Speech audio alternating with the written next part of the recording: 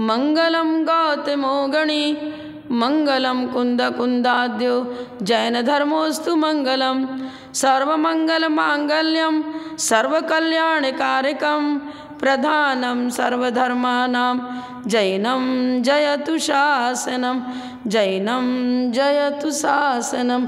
जय बोलो श्री अनंतानंद परम सिद्ध भगवान की, 1000 श्री चिंतामणि पार्श्वनाथ भगवान की, परम पूज्य आचार्य श्री आदिसागर जी महाराज की, परम पूज्य आचार्य श्री शांति सागर जी महाराज की, परम पूज्य प्रथम गणनियारिका रत्न श्री 105 विजयमती माता जी की जय।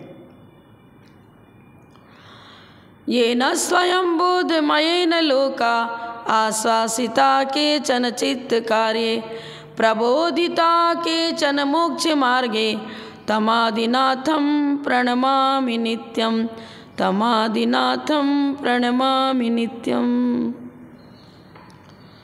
बंधुओं,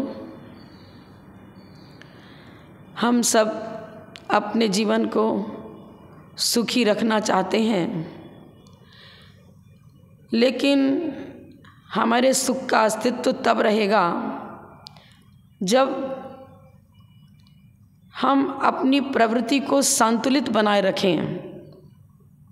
मर्यादा टूट गई तो नदी की भी अपना अस्तित्व नहीं रख पाती। नदी के दोनों किनारे होते हैं, यदि बांध टूट गया, किनारा टूट गया तो यत्र तत्र जल बिखर जाता है और नदी का अस्तित्व जैसा था नहीं रह पाता।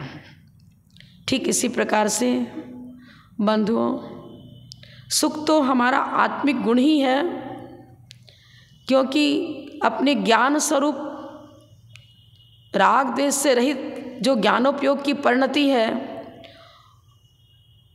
उस प्रकार से जब हम अपने आत्म स्वरूप में, ज्ञान घन स्वरूप में स्थिर हो जाते हैं तो क्या होता है, पंचेंद्रिय विषयानुराग की तूफान जो हमें आकुल व्याकुल कर रही थी वह शांत हो जाती है।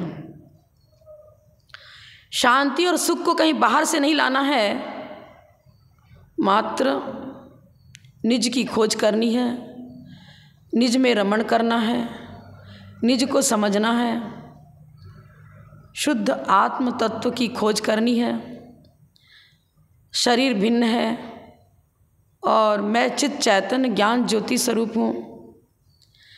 इस चिंतन से ही हम स्थायी सुख साम्राज्य को अपने जीवन में ला सकते हैं।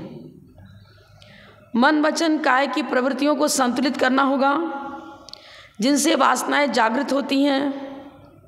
पंचेंद्रिय विषयानुराग का अंबार तीव्रता को लिए हुए आकुल व्याकुल जीव को करता है, उनसे बचना है। सबसे पहले ममत्व मेन स्विच है, स्विच ऑन तो लाइट भी ऑन, पंखा ऑन। देहे ममत्व त्यागः, देह में ममत्व का निराश त्याग, यह एक बहुत बड़ा संतुलन हुआ।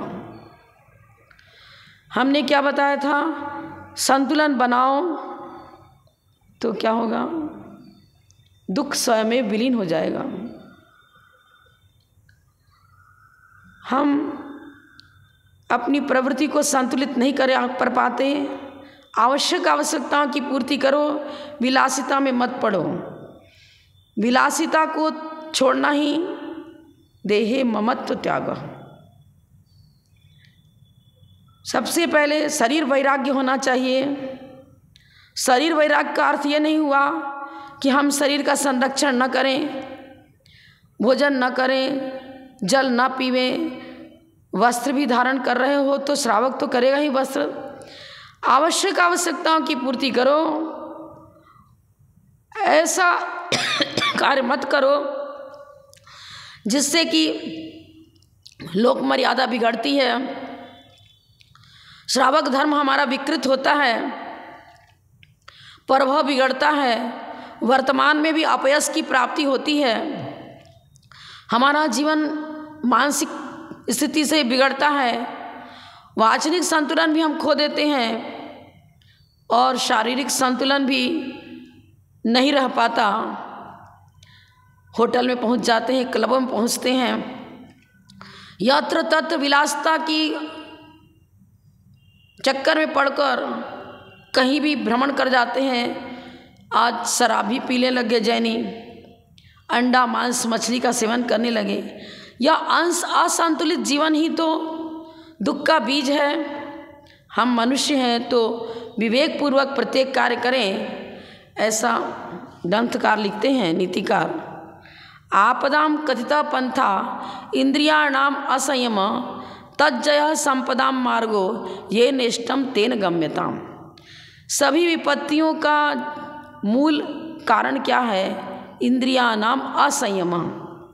असंयम, संतुलन नहीं रखा, अतिक्रमण कर गए, बाउंड्री टूट गई, जल यत्र तत्र बिखर गया, अब नदी कहाँ रही? हमारे आचार्य ने बताया है घोड़ा पर भी लगाम होना, लगाम नहीं है तो घोड़ा कहीं भी उठा करके पटक देगा, आपको ले जाएगा। विवेक रूपी लगाम यदि हाथ में है, उसके द्वारा इंद्रियां संचालित हो रही हैं तो इंद्रियों की प्रवृत्ति घातक नहीं बनेगी। और विवेक को खो दिया और इंद्रियों के दास बन करके गलत कार्यों को भी करने लग गए, अपनी कुल की मर्यादा का भी ध्यान नहीं रखा, खान पान रहन सहन वेशभूषा सब तामसिक बनती चली जा रही है, तो यह क्या होगा? विपदाम, आपत्तियों का मार्ग हो गया। आपत्तियों का जड़ यही है कि हमने इंद्रियों पर कंट्रोल नहीं रखा। संयम एक शक्तिशाली तत्व है, इससे बल संचय होता है। भीम बहुत बलिष्ठ थे क्योंकि भव में उन्होंने पूर्व भाव में संयमित अपने जीवन को रखा, इससे शरीर बल भी मिला, आत्मबल भी मिला। और सब आपको मालूम है दुर्योधन पांडवों को मृत्यु के घाट पर उतारना चाहते थे, बार बार प्रयास किया। एक बार तो लाख के भवन में उनको कूटनीति पूर्वक प्रविष्ट करा दिया और क्या किया? अर्धरात्रि को आग लगा दी भवन में, लाख जल जाएंगे, सब मरेंगे। लेकिन पुण्य है, बुद्धि बल है, विवेक है, उन्होंने अपने जो खुद पता लगा लिया कहाँ पर पोली भूमि है और भीम अब मार्ग ढूंढ लेते हैं और जैसे आग लगी भवन से निकल जाते हैं।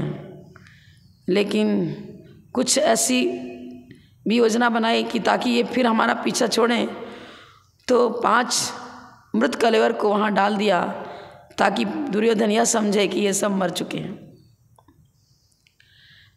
जीवन की रक्षा के लिए कवच की आवश्यकता है। सैनिक युद्ध स्थल में जाते हैं, यदि कवच शरीर पर है, लोहे का कवच, तो शत्रु का वार उनके शरीर को छत विछत नहीं कर पाता। पुण्य रूपी कवच की आवश्यकता है। 5 पांडवों ने पुण्य रूपी कवच को पहन रखा था, तब उनकी रक्षा हुई। असंयम सीढ़ियों से नीचे उतरने का मार्ग, पतन का मार्ग। असंयम, संयम उन्नति का मार्ग, ऊर्ध्वगमन होता है। सुख शांति का साम्राज्य जीवन में स्थापित होता है। उन्नतम मानसम यस्य तस्य भाग्यम समुन्नतम, नीतिकारों ने लिखा है। जिसकी विचारधाराएं सात्विक हैं, समुन्नत हैं, श्रेष्ठ हैं, उसका भाग्य भी समुन्नत होता है, जीवन भी समुन्नत होता है, सुखी होता है।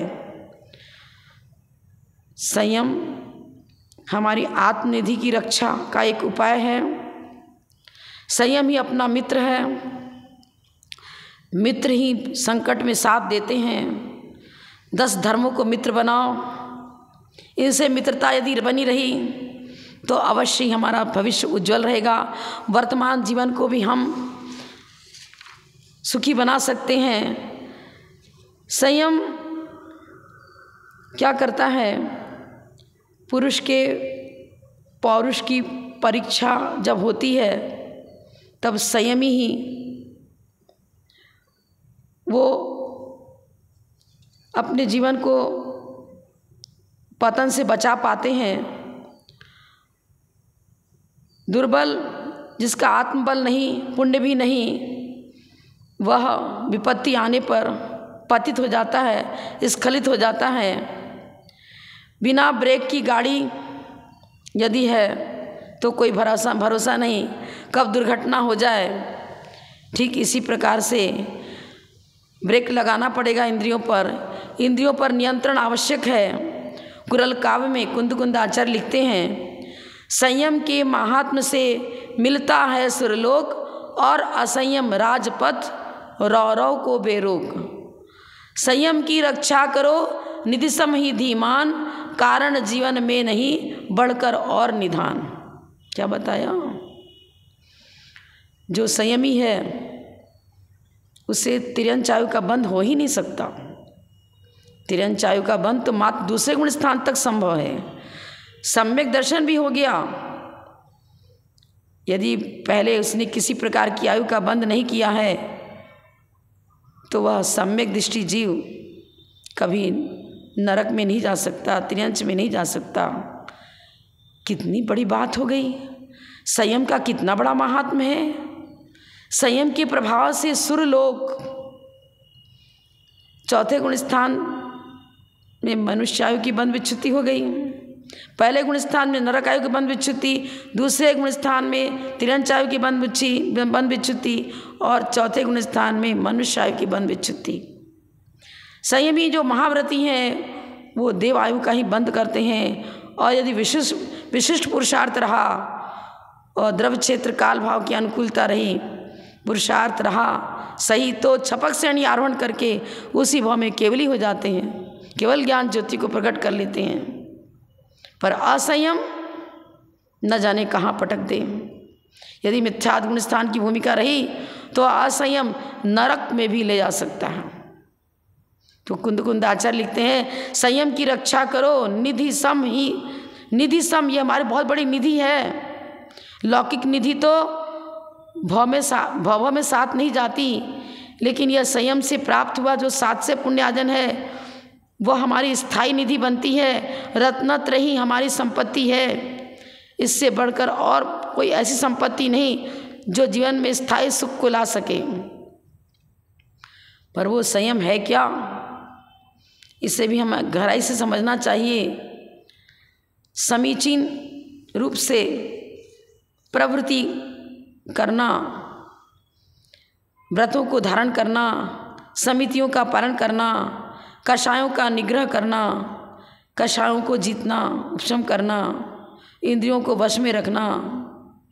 गोमटसार जीव कांड में संयम की परिभाषा दी है, बद समिति कषायाणम दंडन तहिंदियाण पंचरणम धारण पालन निग्रह चाग जओ संजमो भड़ियों।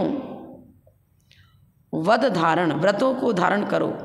आपको आज के युग में कहाँ हो सकता है, अरे बिल्कुल सरल है व्रतों को धारण करना। हम कहाँ बता रहे हैं कि गृहस्थ जीवन में आपको कठोर तप करना ही पड़ेगा, भोजन छोड़ना पड़ेगा, पानी पीना छोड़ना पड़ेगा, ये नहीं बताया जा रहा है। विवेक पूर्वक पंचेंद्रिय विषय भोगों का भोग करो, विवेक रखो। आपने भोजन कर लिया और भोजन करते समय हमें क्या करना है, अरे अभक्ष्य भक्षण छोड़ो, जिनसे हमारा भावी जीवन बिगड़ता है, दुखी बनता है, पतन की ओर जाता है, ऐसा भोजन मत करो। सात्विक भोजन करो। आलू, मूली, गाजर, शकरकंदी, अभक्ष्य भक्षण, प्याज, लहसुन इत्यादि चीज़ों का प्रयोग मत करो। अरे क्षुधा रोग को मिटाने के लिए हमें भोजन करना है। रत्नत्रय की रक्षा करते हुए, भाव प्राण की रक्षा करते हुए द्रव प्राण का रक्षण करना है। यदि पूर्णतः रात्रि भोजन नहीं छोड़ सकते तो कम से कम अन्न की चीज़ों का तो त्याग करो। कुछ तो अपने जीवन में आंशिक रूप में मर्यादित कुछ बाउंड्री बनानी है, मर्यादा बनानी ही है। महाव्रत धारण नहीं कर सकते तो अणुव्रत धारण करो, गमन करो, घूमो जहाँ घूमना है, लेकिन ऐसी जगह मत गमन करो जहाँ की वासनाएं जगती हैं, विवेक नष्ट हो जाता है। तीर्थ वंदना करो, समितियों का पालन करते हुए गमन करो, मन वचन काया की प्रवृत्तियों पर ध्यान रखो। कहीं ऐसा नहीं कि हमारा विवेक खो जाए। जैसे कि उदाहरण से समझिए, हम एक उदाहरण देना चाहते हैं। दो मित्र थे, बड़ी गहरी मित्रता थी, लेकिन पाप का उदय आया। कोट्याधीश भी अब गरीब बन गया, दुखी जीवन जा रहा है, लेकिन उसने उस स्थिति में भी, गरीबी के समय में भी धर्म को नहीं छोड़ा, षट कर्तव्यों का पालन करता रहा। कहाँ तो भव्य भवन था, हीरा मोती माणिक सब घर में भरे पड़े थे। अब स्थिति आ गई कि ठेले पर चने का सामान बना करके घूम रहा है, बेच रहा है। चने का छोला बना लिया, कुछ और आइटम बना लिए, खाने पीने की सामग्री तैयार कर ली और बेच रहा था। वह कौन? श्रेष्ठ सेठ। परिवार का रक्षण करना है, लेकिन अभिषेक नहीं छोड़ा, पूजन नहीं छोड़ा। अष्टद्रव्य नहीं थे तो चना लेकर ही पहुंच गया और उससे भी अष्टद्रव्य मानते हुए पूजन अष्टद्रव्य के रूप में वही चढ़ाता गया। एक ही वस्तु चढ़ा रहा है, नहीं है तो क्या करें। दान भी करता था। अब आप सोचो, गए ही नहीं तो दान कहाँ से करेगा। करता था, एक मुट्ठी चना जो भी निकाल दिया, कहीं भी किसी साधर्मी भाई को दे देंगे, कहीं भी दान के रूप में निकालेंगे हम, भले पक्षियों को दे दें, लेकिन दिए बिना भोजन नहीं करना है। वह सेठ मंदिर से लौट रहा था तो मंदिर में बैठे एक ब्रह्मचारी जी नजर आए। उनका चेहरा बड़ा उदास था। पूछा, आप तो कहीं परदेशी मालूम पड़ते हो, किस कारण से यहाँ आए बताएं, और मैं चाहता हूँ कि आपको अपने घर भोजन के लिए ले जाऊँ। ब्रह्मचारी जी कहने लगे, मैं अपना इलाज करने के लिए यहाँ आया था, आज तीसरा दिन है, 2 उपवास हो चुके, सब मंदिर से पूजन कर निकल जाते, किसी ने पूछा ही नहीं कि आप कौन हो, क्या है, और मैं तो व्रती हूँ, तो भोजन तो शुद्ध करता, होटल में खाता नहीं। आज यदि आप कहते हो तो मैं चलूँगा, लेकिन शुद्ध भोजन चाहिए मुझे। उन्होंने कहा, मैं बहुत भक्ति से शुद्ध भोजन आपको कराऊँगा, लेकिन मैं एक गरीब व्यक्ति हूँ, चने का सामान मिल सकता है, चने का सब आइटम बना के खिलाऊँगा आपको, और अच्छे से कुएं का पानी, शुद्ध जल कर आप ज़रूर हमारे यहाँ आवे। और वो विनती करके ले जाता है। घर में शुद्ध भोजन तैयार होता ही था प्रतिदिन।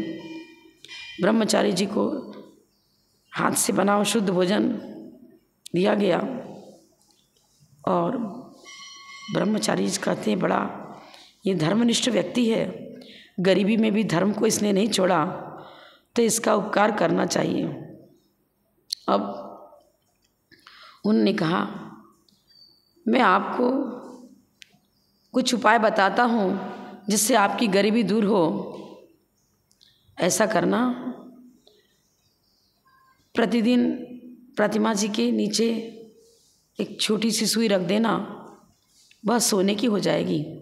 आपका पुण्य प्रबल है, आप धर्मनिष्ठ हो, दृढ़ता है आप में, आपके पुण्य प्रभाव से वह सोने की हो जाएगी। फिर धीरे धीरे आपका एक कष्ट दूर हो जाएगा। पर ध्यान रखना, धर्म को मत भूलना। यही भव की पूंजी है। जैसे आज दृढ़तापूर्वक धर्माचरण में लगे हो, आगे भी इसी प्रकार संयमित जीवन बनाए रखना। अब मान गया, वो रखने लग गया इस प्रकार और सोने की सुई होने लग गई। लेकिन सोचा अच्छा कुछ व्यापार करूं, तो एक बड़ी सुई रख दी। अब देखा, अरे लोभ बढ़ रहा है इसका, तो इच्छाएं का उद्रेक धीरे धीरे घट नहीं रहा है, बढ़ रहा है। एक दिन उसने बहुत बड़ा सा सुआ रख दिया। अब क्या हुआ, उसकी लोभ प्रवृत्ति के कारण से वह जो सुई सोने की हो जाती थी, वह कार्य बंद हो गया। दुखी हुआ, भूल मालूम हुई, लेकिन करता क्या। अब उसका पुण्य पुनः माइनस पर माइनस होने लग गया, क्योंकि लोभ पाप को बाप बखानो। वो सोचने लगा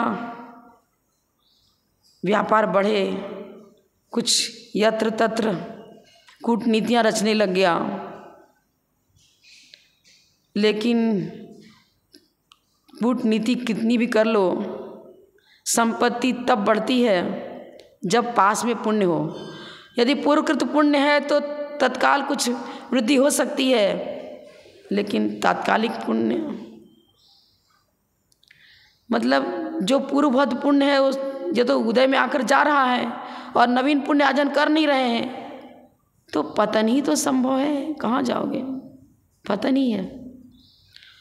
तो उसका पूर्वकृत पुण्य और था, तब तक तो चली गाड़ी। एक बार फिर पुनः वो ब्रह्मचारी जी पहुंच गए।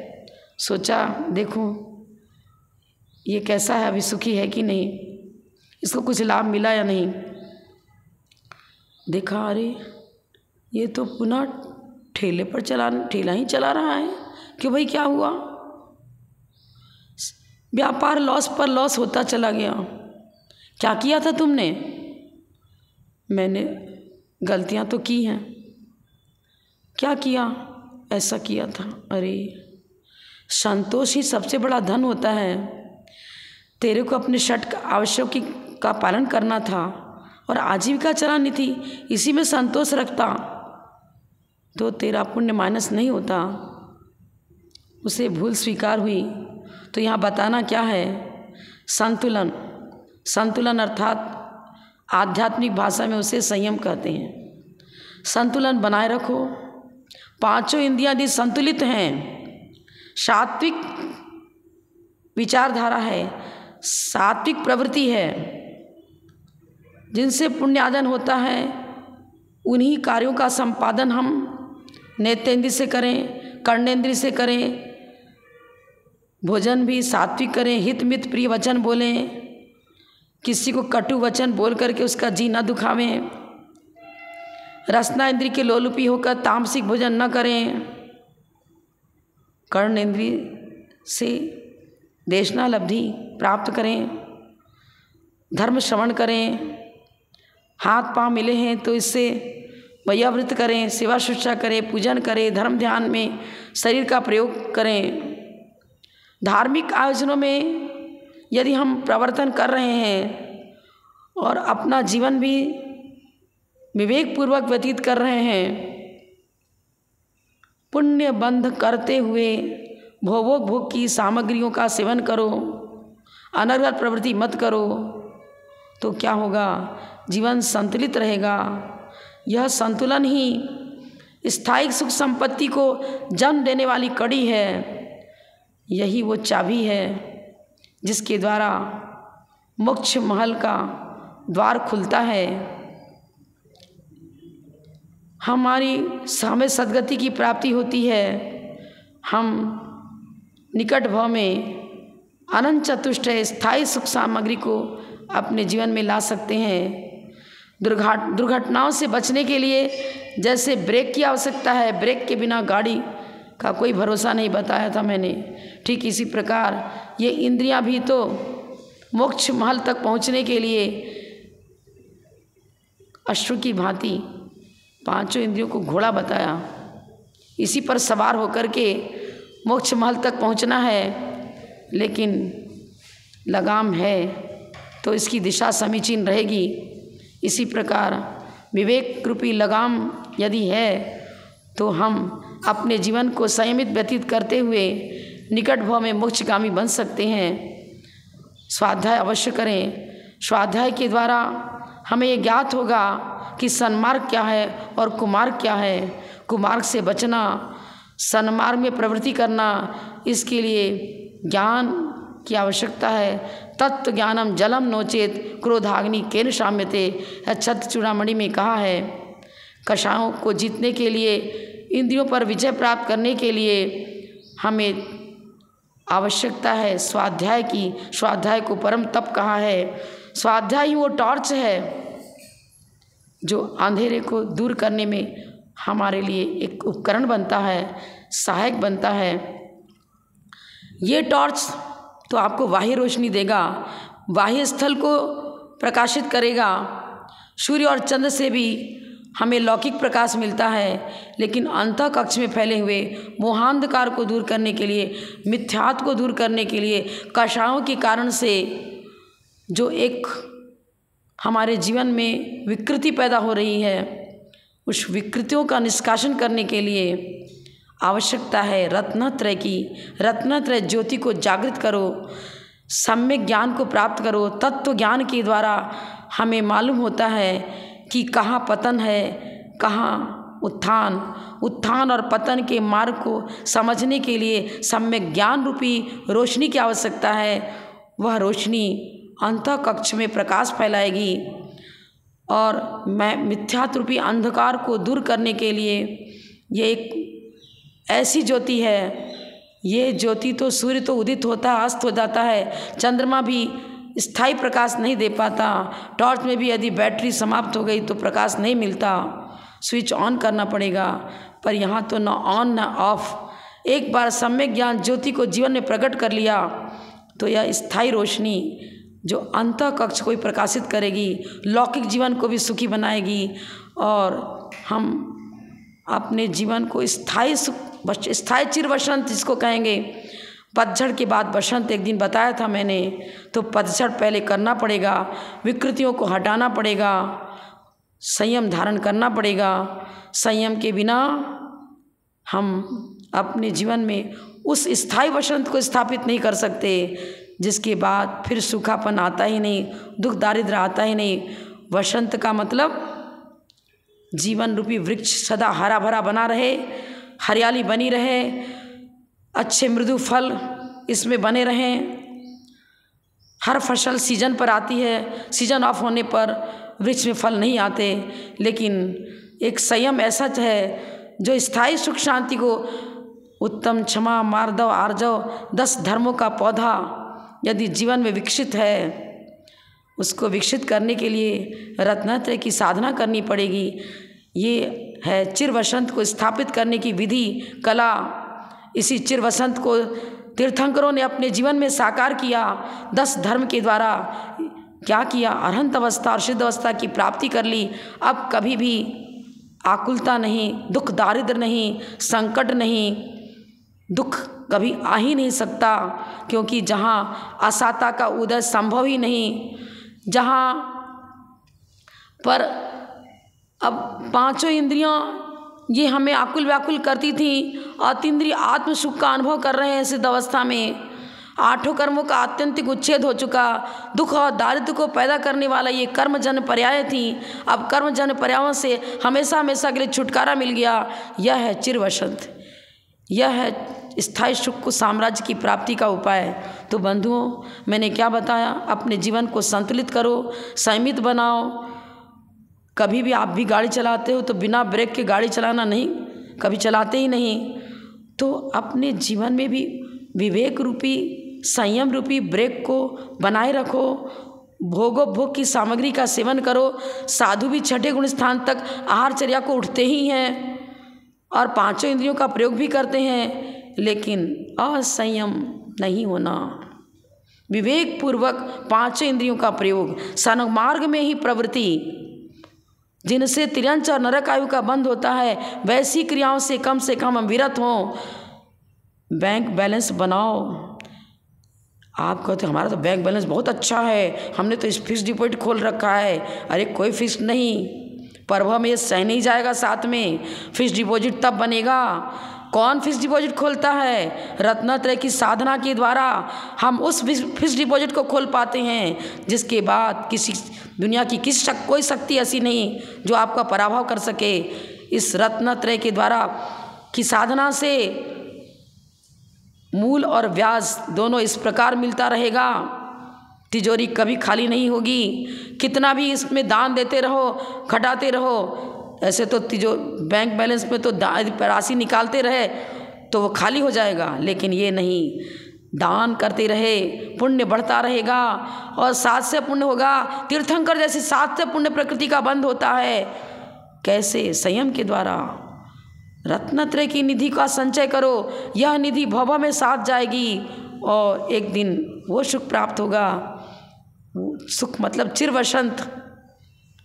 पतझड़ के बाद वसंत आता है, बिना पतझड़ के वसंत आता ही नहीं। ये प्रकृति भी हमें शिक्षा दे रही है। पहले विकारों को हटाओ जो तुम्हारे जीवन को गंदला बना रहे हैं, शुष्क कर रहे हैं, दुखी कर रहे हैं। ये कषाय जीवन में जो है वह जहरीला तत्व है, उसको हटाओ। सूखे पत्ते हटेंगे तब नवीन किस्ले वृक्ष में लगते हैं। इसी प्रकार जीवन को दुख दारिद्र को ले जाने वाले विकृतियों को हटाओ। राग द्वेष और कषाय को का निष्कासन जब होगा तब इनका पतझड़ होगा, तब हमारा जीवन उस दिशा में बढ़ेगा जिससे कि हमेशा जीवन हरा भरा बना रहे, सुखी बना रहे, सुख शांति परिवार में बने। देश समाज और राष्ट्र में भी सुख शांति का साम्राज्य तब स्थापित हो सकता है जब अपने जीवन में जियो और जीने दो। अहिंसा परमो धर्म के सूत्र को अपनाएंगे। इतना ही कहकर मैं विराम लेती हूँ। जब बोलो परम पूज्य प्रथम गणनियारिका रत्न श्री 105 विजयमती माता जी की जय। जय धर्म की जय माने माता।